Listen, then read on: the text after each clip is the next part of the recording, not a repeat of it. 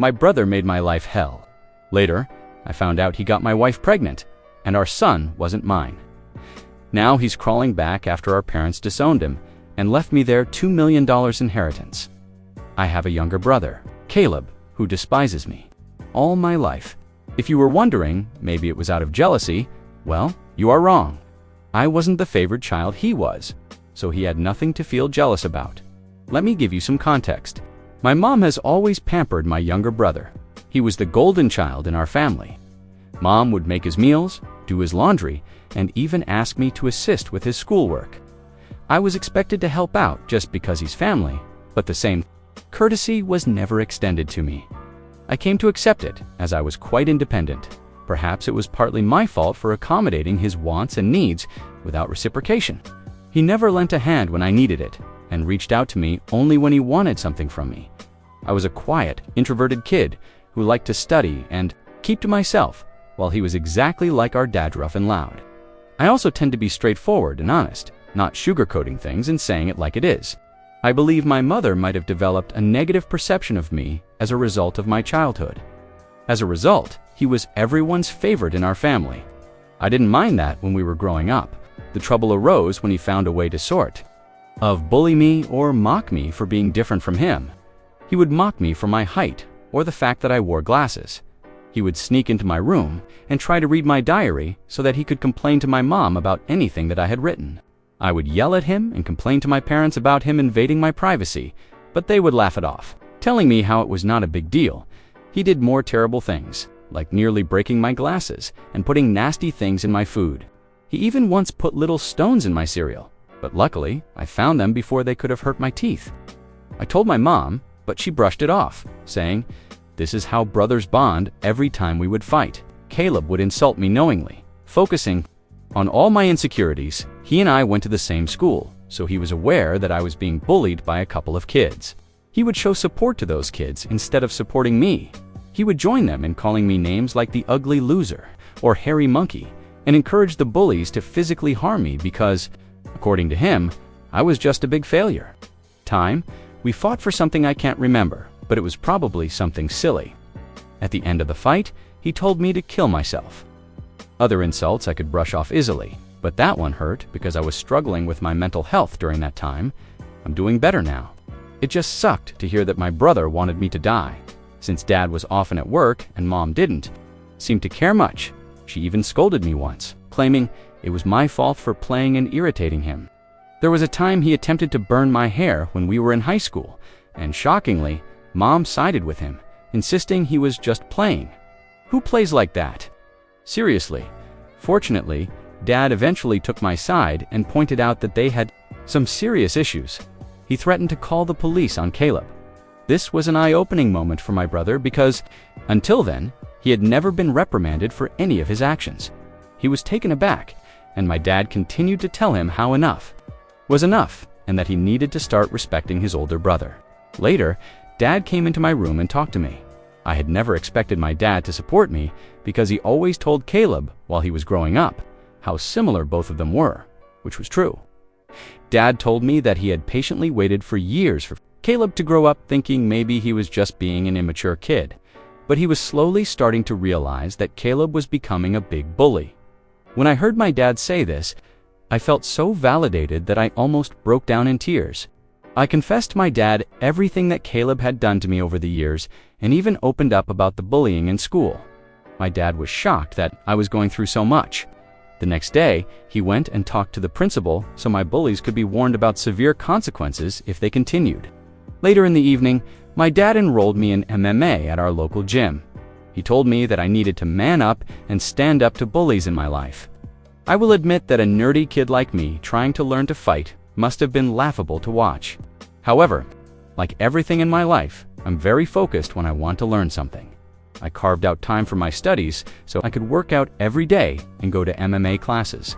Not to brag, but it completely changed my life and my physique. One day, Caleb was at it again. He had stolen my pocket money, which we used to get if we helped our parents with chores. I had been saving my money for quite some time. Caleb had sneaked into my room and taken my money. I caught him when he was about to cycle off with his friends. I firmly told him to give me back my money since he knew stealing was wrong. But Caleb snickered and taunted that all I could do was run to Daddy for help. I don't know what came over me, but I gave Caleb a resounding punch to his face. He was stunned in silence as he fell backward on the ground. I picked him up, took out my money from his trouser pocket, and then threw him back down on the ground. Caleb started to cry loudly like a baby. It was comical to see a teenage boy crying. On the ground, however, my mother came running out the door, hearing her baby boy, to help him up and find out what had happened. When she learned that I had fought with him, she was surprised and then started to reprimand me. She told me that, as an older brother, I should teach Caleb better things to Caleb, while Caleb seemed to be enjoying seeing me being chastised. My mother also complained to my dad about how I had thrashed Caleb and how I needed to be controlled. My dad grimly asked both of us to explain ourselves. I told him how Caleb had stolen the money that I had worked hard for and saved up, while Caleb attempted to justify how he needed the money for a date and that, as my brother, I should help him. However, Dad told Caleb that he was lucky that I just punched him for stealing my money, because anyone else would have called the police on him. My dad continued to tell Caleb how he had no right to take others things without their consent. Caleb didn't like that and started to throw a tantrum, probably wanting our mother to side with him. But Dad remained firm. When Caleb realized that I was not going to be punished for punching him, he screamed how much he hated me and then ran back into his room and locked himself in. Since that incident, Caleb has maintained his distance from me. He had finally realized that he could not bully me anymore, and even Dad was not supporting his antics. For the first time in a long time, I felt we were equals. Even though he could not physically hurt me, he would try to verbally say nasty things to me when he knew our parents would not be around. It got worse as he got older. It felt like each year he became angrier and had a shorter fuse. If I approached him to ask something, he would simply ignore me to my face and walk away out of the room, calling me a nerd or a loser under his breath. If he wanted to say something to me, he would only go through our mother, who would relay the message. I would question my mother as to why Caleb could not just talk to me if he wanted something, and she would implore me to be more understanding. I had no clue if this was just him going through puberty, and I had to wait it out, or if he truly hated me. I used to be able to deal with the things he would say over the years, but it got to a point where I just wanted to move out of my home to get away from him. I would go to my mother countless times, asking if she could mediate a sit-down conversation for all of us to talk it out, but she always refused, saying she didn't want to get involved. I even asked for her opinion on why he treated me that way, but she would just brush off the question. Eventually, I went away to my dream university, since I was a great student and was even qualified for a scholarship. My dad threw a party for me, and my mom seemed proud of me too. However, Caleb remained aloof and distant, barely acknowledging my achievements. The day I left for university was a mix of excitement for the future and relief to escape the toxic environment at home. The first few months at the university were liberating. I made new friends, enjoyed my classes, and started to build a life separate from the oppressive atmosphere I had experienced growing up. The constant fear of Caleb's verbal attacks lifted, and I felt a newfound sense of peace. I began dating my wife Karen when we were both in the second year of our university. My friend introduced us at a frat party, and we clicked right away. Coming from a religious family, having kids without being married was a big no-no.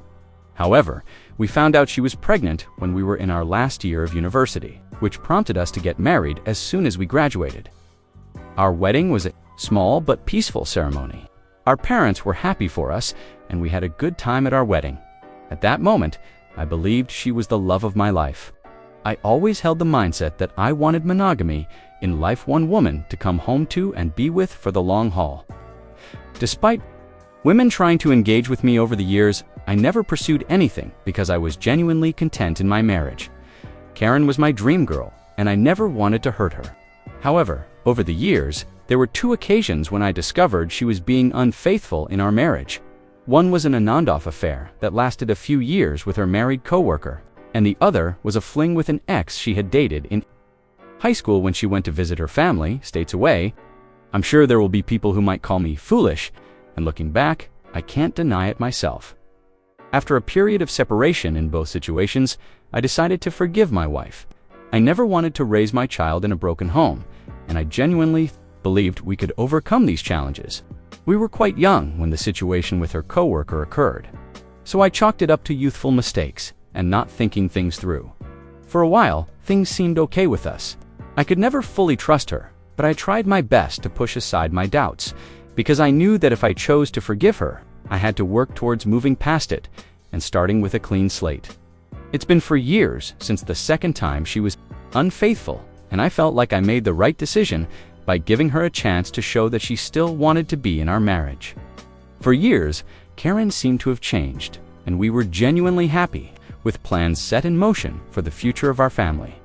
However, 3 months ago, my reality was once again shattered by yet another incident, which in my mind was far worse than the others, when she revealed that she had been sleeping with someone for quite some time and suggested that our son might not even be mine. Hearing her words, I felt like the ground had been pulled out from under me.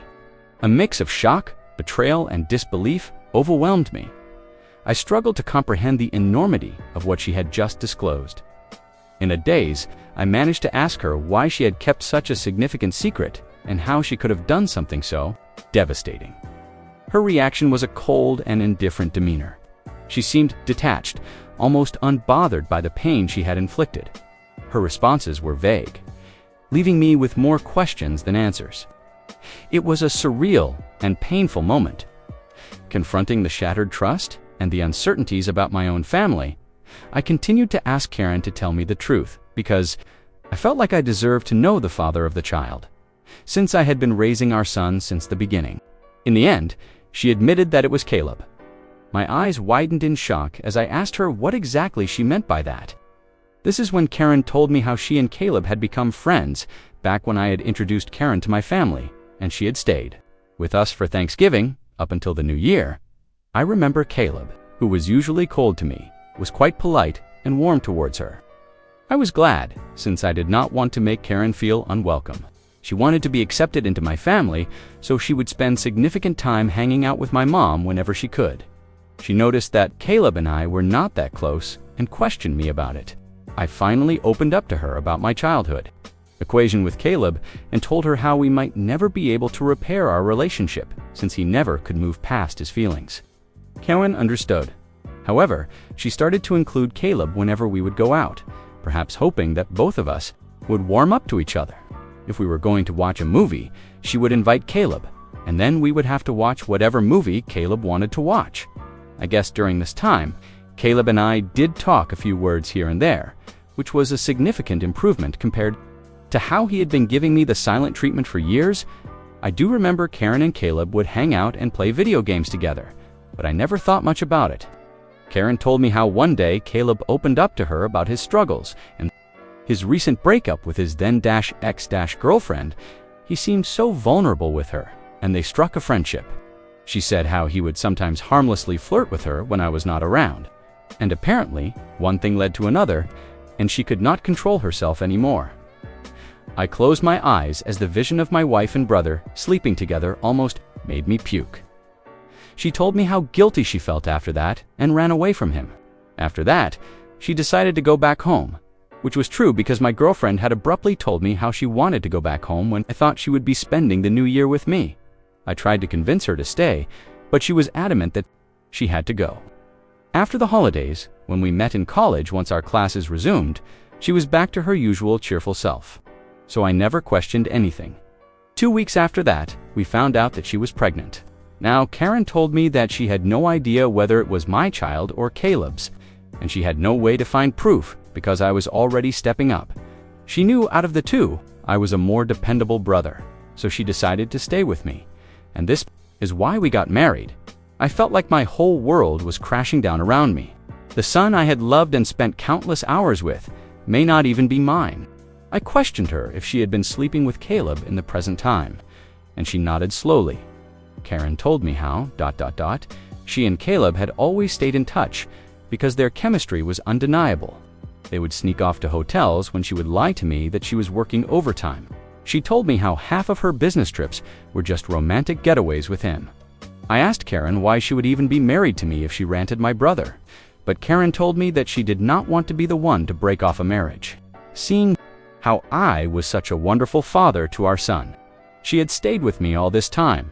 In her words, she had made a mistake, and she didn't know when to stop. I simply told Karen that I was glad that she told me the truth, and that I was going to pack up and move out. Karen started to cry and asked for my forgiveness, telling me how I was supposed to scream and yell at her, but here I was, calmly thinking of my next move. I remained quiet while I walked to my cupboard and started packing some of my clothes into my suitcase. Karen kept saying that if I loved her, then I should try to at least fight for her, and mistakes happen in every marriage. When she realized that I was not going to do anything, she changed her tactic and told me how my son would be affected if we got a divorce, and how children should not be brought up in a broken home.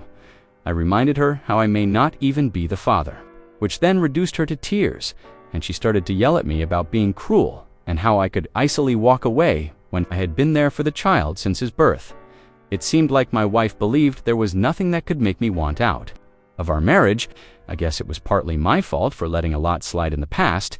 While I did have some love for her, it felt more like it stemmed from the fact that I thought we had a son together and had been together since college. Karen continued to claim that it was not too late and that we could work things out, but I struggled to believe it and felt like I had no more patience to deal with her. Trust was a major issue for me, and her words felt empty. Even if I forgave her, I could never forget that she had slept with my brother. I have always believed that people could make mistakes and be forgiven because we're all flawed, but this went beyond a certain limit. I left her crying on the doorstep and checked into a hotel. The next day, I went straight to my parents and told them everything about my wife's affair with Caleb and how they had been sleeping together for years behind our backs. The shock on their faces was evident. My mother, true to her nature, initially tried to defend Caleb, telling me that this could not be true, since her boy could never do something like this to his brother. Determined to expose the truth, I requested my parents too remain silent and allow me to call Caleb right in front of them. I told them not to make a sound, since this is how I could expose Caleb's true colors. I wanted him to think that it was just a private conversation between us, so that he could hopefully let his guard down. As Caleb picked up, I laid it on him and confronted him with the revelation of his affair with my wife. Initially, he denied it vehemently and refused to accept it. Then, when I told him that Karen had admitted to everything, he started to blame Karen, labeling her as characterless. He told me that it was not his fault if women were attracted to him and that he was the better-looking brother. I told him firmly that I was going to expose him in front of everyone. When Caleb mocked that no one would believe me and that he was the golden child anyway, I scoffed at his arrogance and thanked him for confirming the truth, since our parents had heard everything. Caleb went quiet and then spluttered to explain himself, stumbling over his words in an attempt to salvage his image. My mother, still grappling with shock, demanded an explanation from Caleb. He stuttered through a feeble attempt to justify his actions, blaming everyone else but himself and desperately trying to shift the blame onto Karen. I could see my mother, who was once protective of her favored son, now felt a mix of disappointment and anger. In that charged moment, I felt a strange sense of vindication. For years, I had endured Caleb's torment. Now, the truth had come to light, and the roles were reversed. It was Caleb who stood exposed, his actions laid bare for everyone to see. As Caleb's words faltered, my father, usually reserved in his expressions, couldn't contain his disappointment. He asked me to pass him the phone and went off on him. "Caleb," he began, his tone heavy with disapproval. "What you've done is not just a betrayal of your brother, but a betrayal of this family. You slept with your brother's wife and continued to sleep with her even after they got married. Your actions have consequences, and they have irreversibly damaged the trust we had in you. I raised both of you to value family loyalty and decency. What you've shown today goes against everything I've tried to instill in you." He paused, letting the weight of his words settle on Caleb's conscience. "The disregard for your brother's feelings, the lack of respect for the sanctity of his marriage, unacceptable.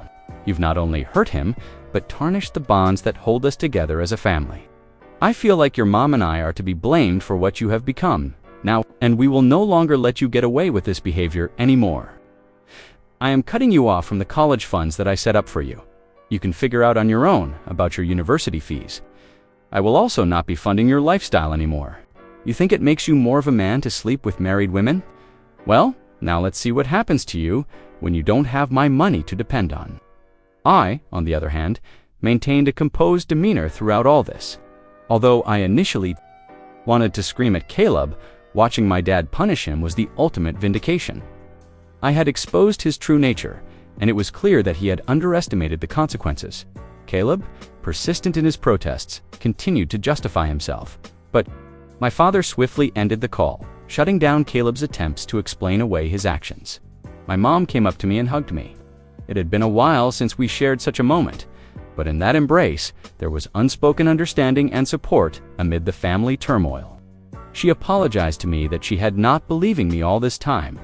I felt like my 14-year-old self would never have imagined this moment being vindicated and embraced by my mother.